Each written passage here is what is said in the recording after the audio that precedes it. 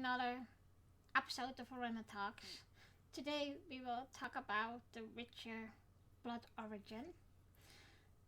But first, a note of the host of this podcast.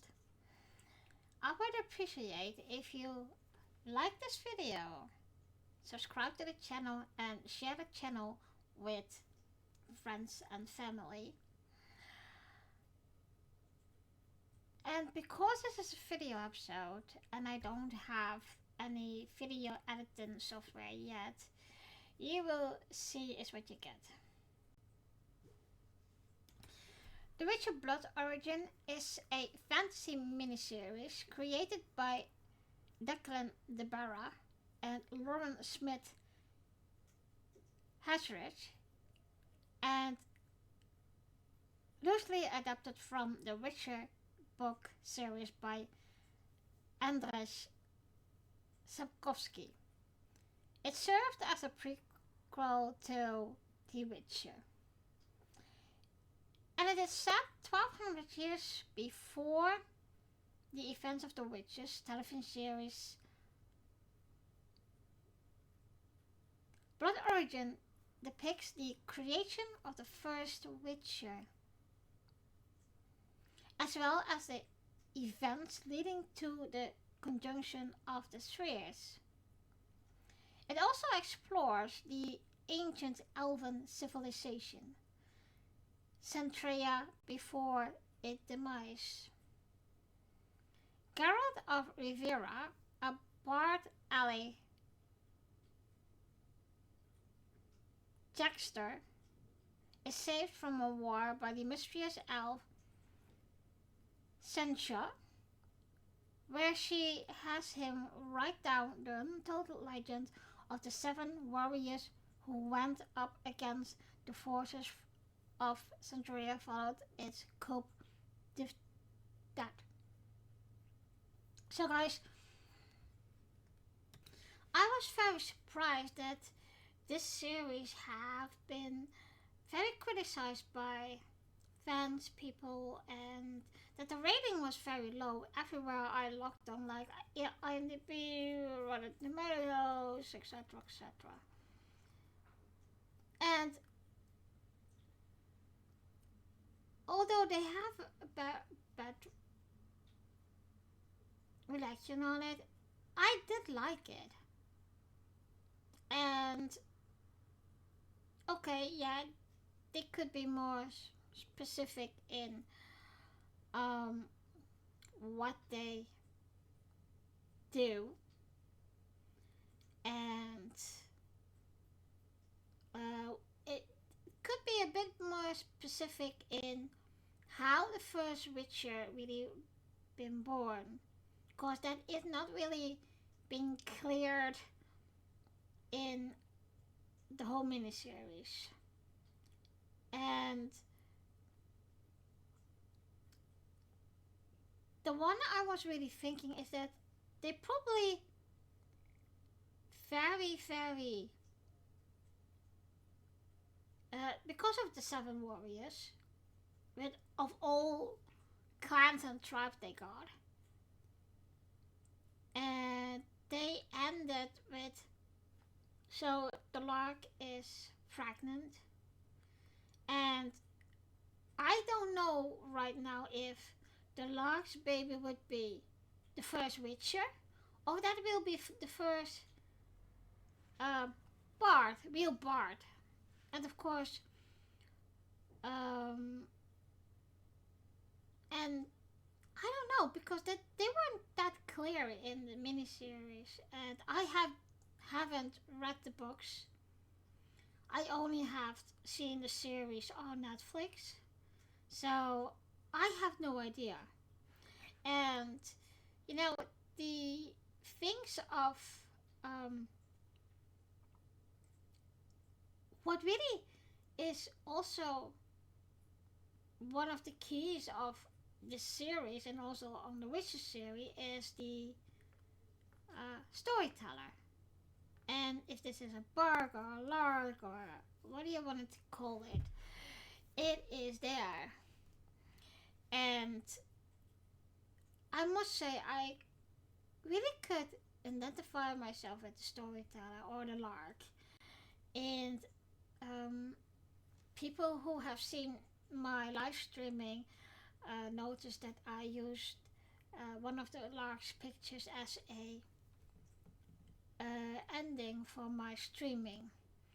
And but I can identify myself with the lark because I'm also a storyteller, and I love the way she goes through life. So the story she makes and the story she tells is very nice in the way of um, you will listen. And the other thing, Jackster, who is the bard that we know from The Witcher and also is a ally friend from Geralt, um, he got this very unique chance to get the story out. So this whole miniseries is been told by the elf, and I thought that elf was more like, I don't know if she was royal, but she sounded and looked like one. And the I don't want to say it is that I love the instruments in this story as from the Bard of the Lark, and um, me as a bard, the Bard of Nalada, I'm struggling a bit of taking up a instrument again because it is two-sided for me, because I have played the flute for a long time, but because the pressure my parents put it on me, um, I have this threshold that I have to go over to do it again. And you can see I have the Irish tin flute here with me on my desk, so I can pick it up for when I can. But I also have a lyra, a 19 string lyra, and I'm struggling to really get into it because, but I would love to, and it's just like, um, it's just something that I think is like what you would expect also from a bard, to have an instrument to tell the story. Um, the seven warriors that comes together, and they are, let me see, it's the seven warriors, six outcasts. We got Fjall of the Dark Clan, and we see that the Dark Clan is the royal warriors and protectors of the royal from the elven kind. But Fjall fell in love with the princess, and because his father, and I think it's his sister, who uh, caught them, he has been banished by the clan and even by his father, and disowned by his clan and father, to never to return to Centria. And in one way, they were not as clear in that, uh, because he did go back, but as a prisoner. And it wasn't clear, really clear, why, um, what's her name? Xian, the warrior of the last warrior and hero of the ghost tribe. Um, why she had this pamphlet of him being wanted in Centrea or by the Empress when she would be calling that. Then of course we got Xian, the like I said, the healer and last one of the Ghost Tribe, played by Michelle Yeoh, and of course we most of you will know her as the one who played in um, Star Trek Discovery, but also maybe from Crimson Tiger and Hidden Dragon, and of course, was it GoldenEye? I think it was James Bond GoldenEye. I believe it was that one. But I know Michelle Young way longer than that because I've been brought up with Asian martial arts movies. So I know Jackie Chan, Jet Li, Michelle Yeoh, and Sammo Hung way before they came into Hollywood. Um, and what I loved is that you could see partly a bit of her martial arts and how she is as an actress in her old Asian movies. And because I didn't know that she would be a good actress to even do um,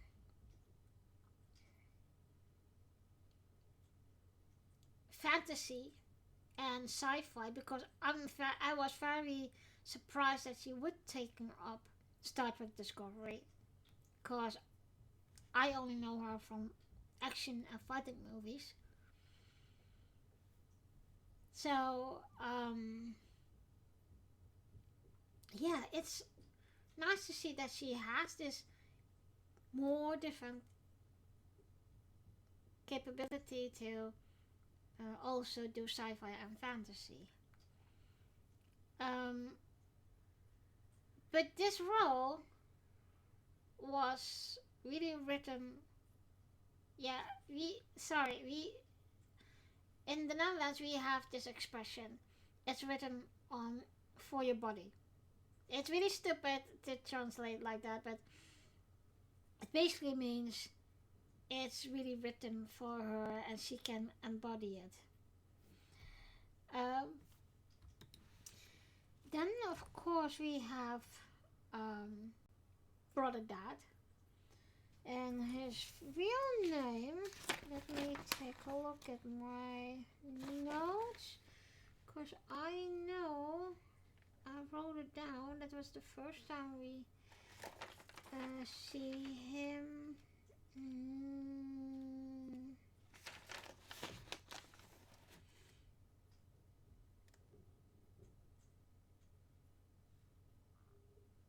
I can't find it now.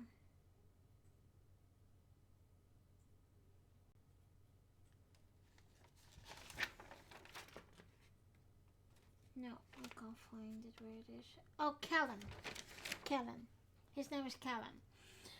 And he also joined the fellowship. And, you know, as soon as they, it became more and more of this group warriors, I saw them as the Fellowship of the Ring. And in this case, they had the same purpose to get into Centrea and kill the Empress.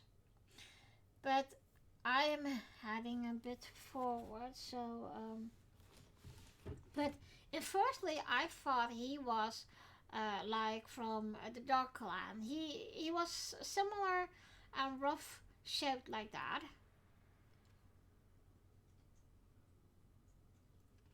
Then, of course, we have the two mages, Zachary and Sindril, brother and sister.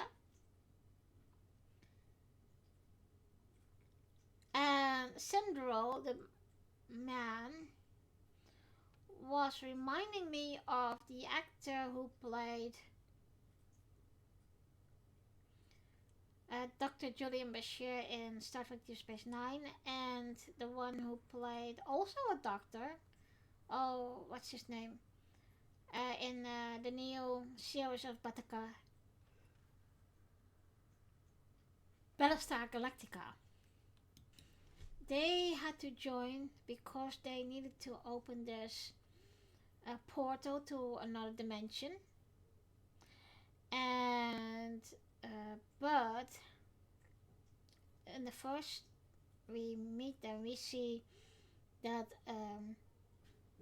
Sindril has been caught and imprisoned by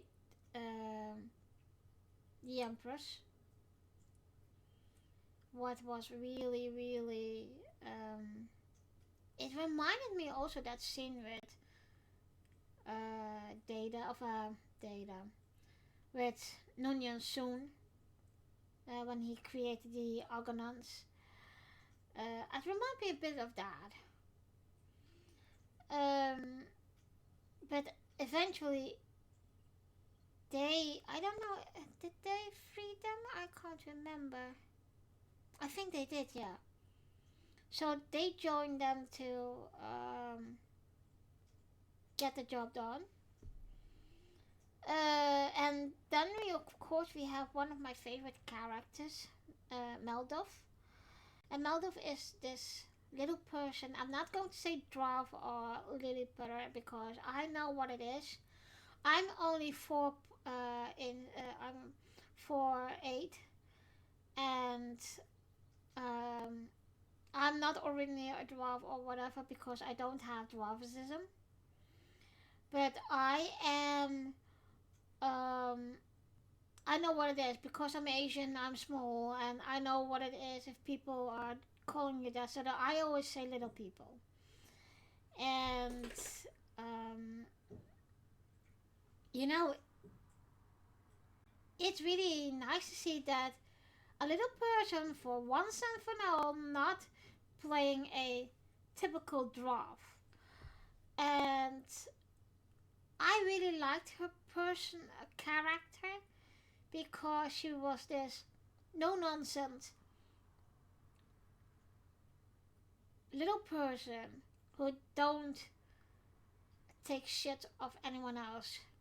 And that's what I was thinking. I don't know if it is him, but the elf that she the first time encountered when she was looking for another dwarf,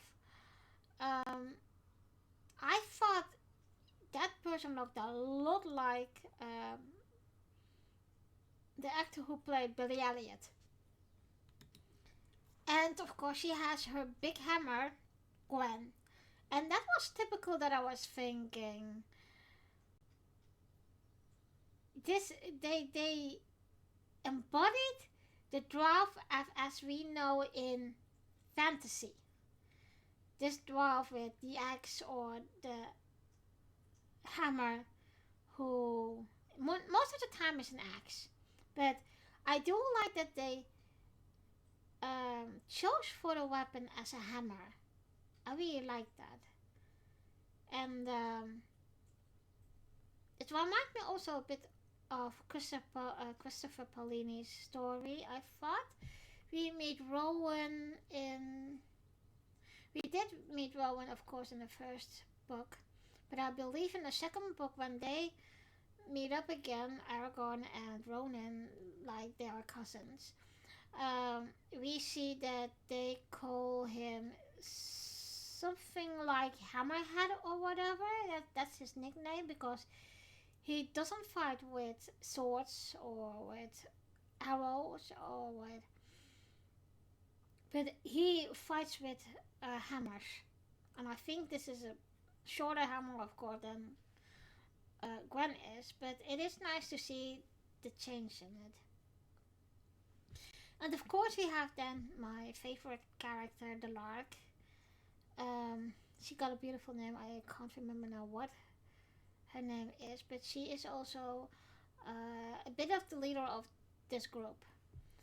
And um, it is very nice to see that she can switch parts of being a warrior and being a lark. And that's what I love about her when we meet her in the first scene. She went into this inn, Tavern, and there was a little girl that was not harmed yet. And there was this male elf who was buggering her, sexually attacking her.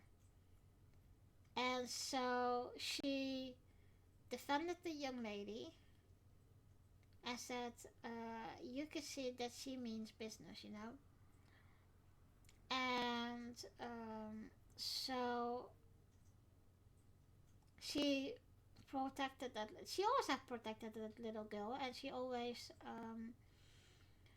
was there to be there. And that's what I love about this little, yeah, you can say family, because I think that the lark was also banished from her tribe because she wanted to be a lark and didn't want to follow in her mom's footsteps, etc. As being a protector of the royals and what was it more? Next page. Um, so it was nice to see that her sister was visiting her, although it was a bit, what can I say? It was a pity that they killed her sister off right away.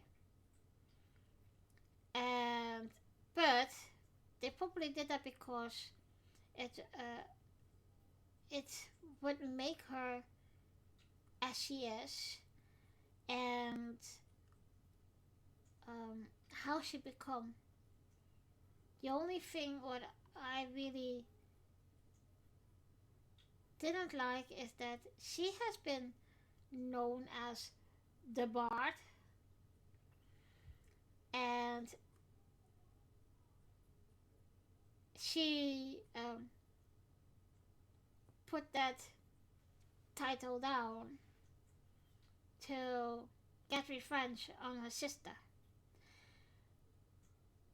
What was also a bit um, annoying for me, because in the end we see, okay, they were in Centralia and they're gonna spread chaos, and somebody was singing that one particular song she always sung very beautifully, and the whole crowd was singing that, and to get courage and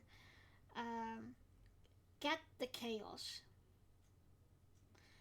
And but she didn't join, and that was weird.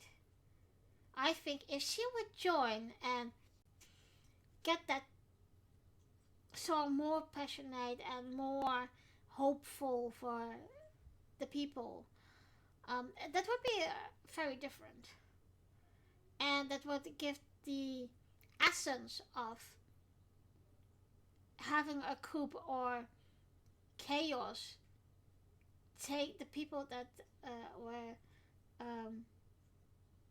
taking back their rights to have food, etc. That would be a stronger message than not getting involved with it is as in singing, and give the people hope, because that is what she always have done. So we also see the what she became later the Empress, but in the beginning we see her as a elven princess, royal princess, and her brother was setting up a peace treaty between the um, three tribes. Was it tribes? I think so. Yeah. And he was marrying her off, and right away you could see that she didn't want that. And so she ended up, when the peace treaty was started, she locked them up in that building, and she let loose Balor's beast. And Balor's beast was like a dragon, insect-like, bug-like creature. And that monster killed all of the tribes and etc. That's why when Pharaoh and the Lark were traveling, in every corner of the land, they would be hunted down by bounty hunters and soldiers. So she ended up killing them. She even killed uh, the whole security guards with clan, the Dark clan, and she murdered the sister of Frau, uh, her own handly, and you know, I have never liked her. She was this spoiled, rotten girl that wants power, and but she wasn't a match for Balor. Balor is the dark mage who wanted power and did everything um, to get it, even sacrificing the two siblings, and he had to sacrifice someone what was really close to him, and that was Fenrir. And Fenrir was this girl, apprentice that couldn't speak, and it was all weird because we also see this younger mage who uh, protected the princess, the royal princess, in the beginning, but he was just an apprentice himself, and it was in that way very messed up because um, yeah, it's the hierarchy of the royals, but also in wizards, witches, mages, was very weird, and I didn't understand quite why they and I will refer him as the White Wizard. Um, what's his name? His name is Sindrel, of course. Sindrel, why would he cooperate with somebody who is put you into Elven dungeon? And it looks like that he was completing his work. What was in one way understandable, but in one way it didn't add to the story of how he becomes this person and ended up at that person, and as he took his own, in that way, his own life, because in the end we see him fight Balor, and so what they had to do, his sister had to do, is she has to constrain them, and then Sindril could retransform transform all the energy of the portal and the basilisk, what there was on that square, um, that would be uh, that is how he could collide, become one, and could free the elven kind, elven people. But what actually happened was when he did that, three planets collided, and that is how, for example, human came to the elven world, and so everyone thing is different. That's also been called the coalition of spheres, and um, you know,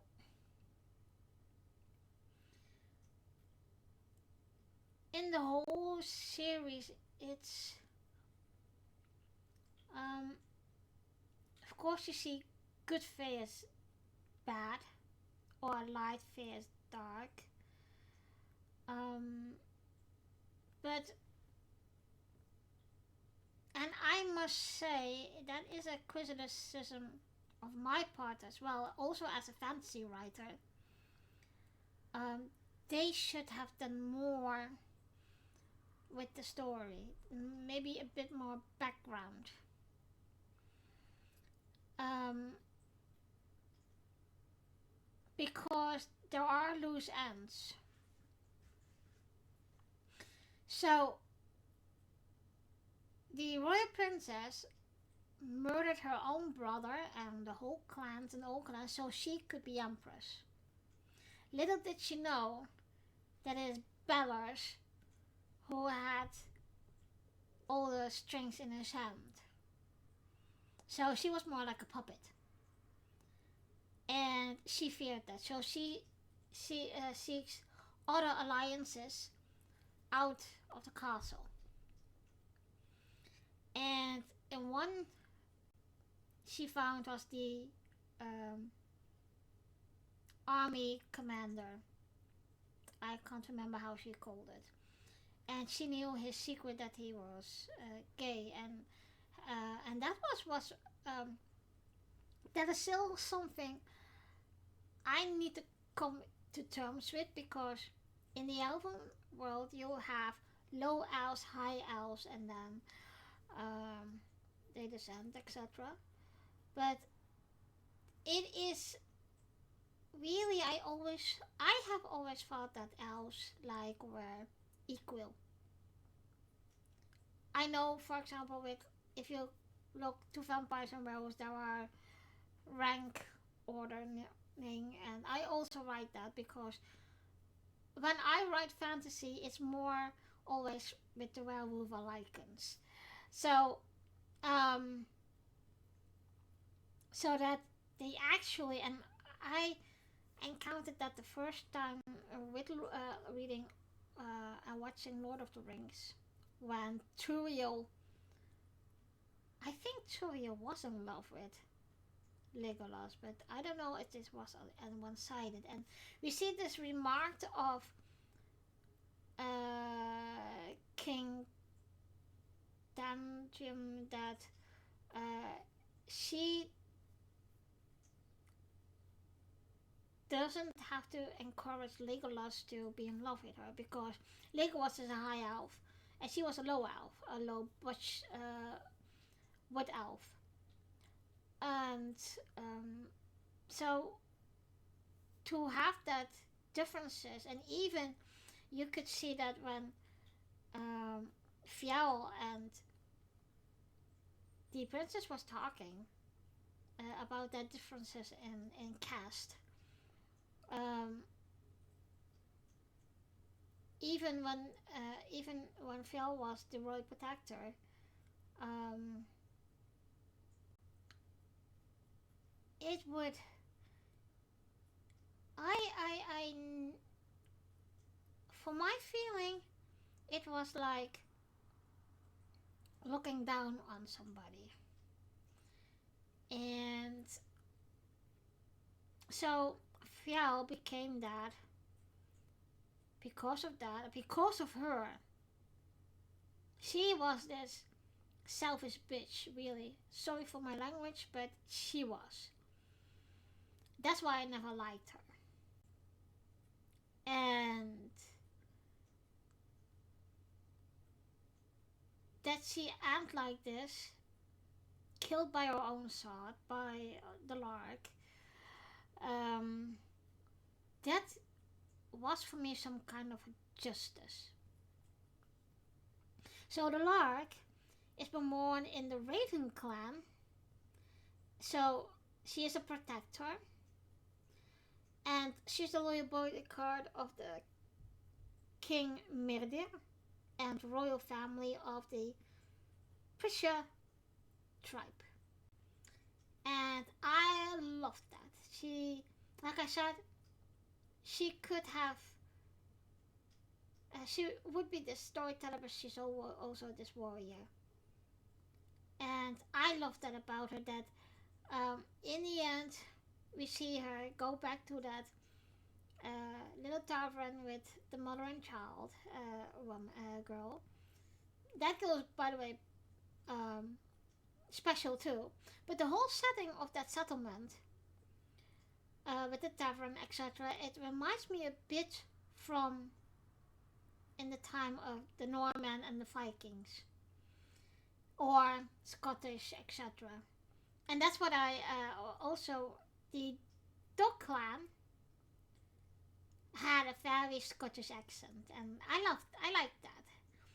And so the Lark came back to that tavern with the mom and girl, and she's more or less she settled down there because of her whole tribe and clan was murdered by the Empress. Um, she had no family, and that woman and mother and child became her family, as all the other members were warriors that fought with them together to uh, slay the emperor and empress and her beast, or Mallo's beast. Um, I just said that that little girl was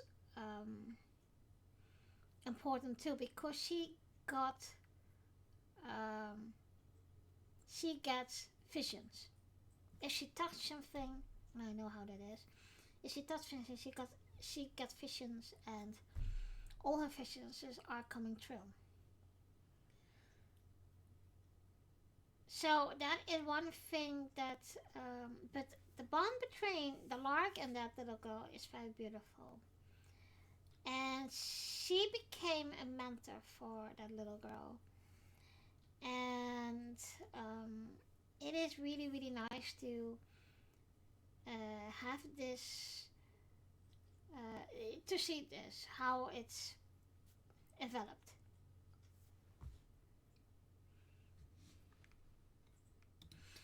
I think there's one more thing that I really need to discuss, and that is in order to defeat Maldor's beast, one of them from one of the company has to become a beast as well. And there was this very complicated and difficult poison and thing that one of them had to go through. So there were two people who could do that, and that was the Lark and that was Fjall. And I think Fjall has always had this in his mind, if it has to be someone, because it would be his dad as well. Um, then it would be him. So he got the lark drunk, and while she was drunk and sleeping, he could he took the potion to get changing, and I think he actually died, but then came to life again with the beast in him. But how longer he got that poison in him, who how sooner he get to be actually the beast, and there will be no Fjorl anymore. The only one who could settle him down and, of course, be the beast.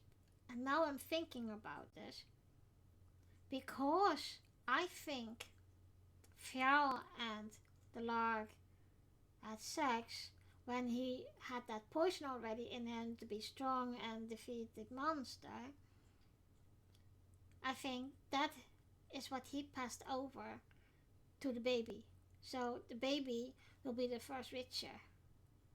Now I'm thinking about that. Of it. But it is also that she was the only one who could calm him down with that particular song. That's why I like it. And there are some Norwegian song also from Denmark, from the tribes that really are compelling to me and are very similar to what she sings. And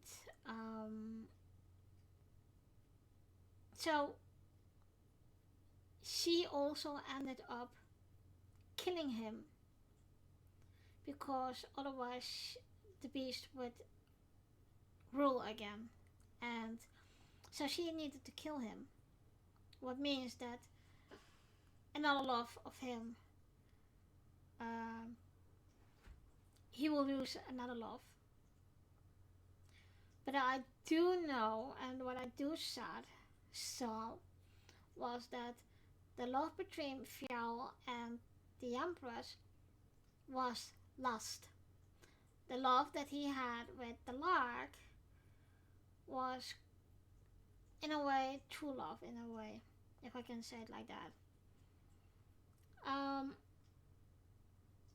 So, in all, it's to me, I did like the miniseries. The only thing I didn't like is that the writing could be a bit better. But maybe that is also because it is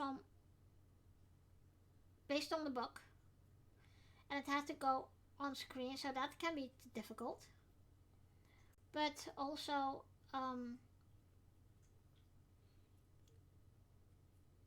maybe they should have take more episodes for it instead of just 4 episodes. Maybe they should have made 6 or 10 episodes of the whole prequel to have a bit more better writing. And that's the only thing I didn't like.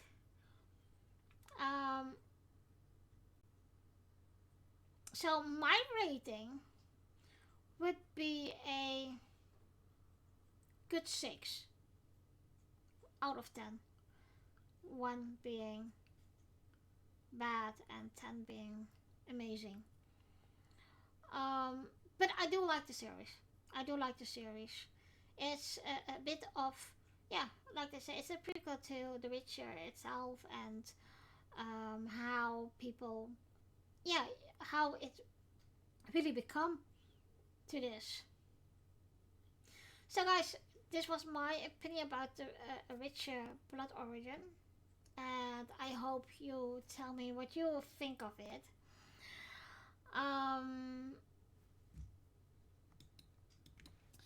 Thank you for listening, and join me in 2 weeks for another episode of Orinda Talks. And the next episode is about the Star Trek TOS episode Shore Leaves. And I will talk with Tommy of Trek Canon about it, what he thinks and the whole episode. So Star Trek fans, another great episode for you guys. Um, you can listen, subscribe, and comment on Orinda Talks on YouTube or join the Facebook group. And I also like to tell you about my other podcast called Girls Talking Trek. Girls Talking Trek is hosted by me, and I will be joined by another female Trek friend from Canada, Amanda Hopper. And they recap every 2 weeks a episode of Star Trek. And at this moment we are recapping season 3 of Star Trek TNG, and all the recaps will be recapped in chronically following by episode. Every 10th episode there'll be a video episode, so you guys can watch us and discuss with us. But you can do that always, also even as an audio episode, to discuss with us the recapped episode. Ghost Talking Trek is also to listen, follow, and subscribe on Anchor, Google Podcast, Spotify, Amazon Music, Elf, and one of the other podcast apps. Of course, we also have a YouTube channel and Facebook group. And if you want to see us at every 10th episode, video episode, you can watch that always on Spotify or on the YouTube channel. That is always, of course, video. But thank you for joining once more. I have also a new YouTube channel called Orinda Talks. And on this channel I post reaction videos of history, typical British things, movies and series, video games and other geek things.